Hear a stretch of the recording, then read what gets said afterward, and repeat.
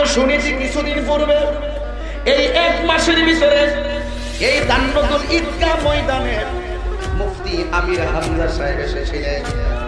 আবার এই মাঠের মধ্যে আল্লামা হাফিজুর রহমান সিদ্দিকী সাহেব এসেছিলেন।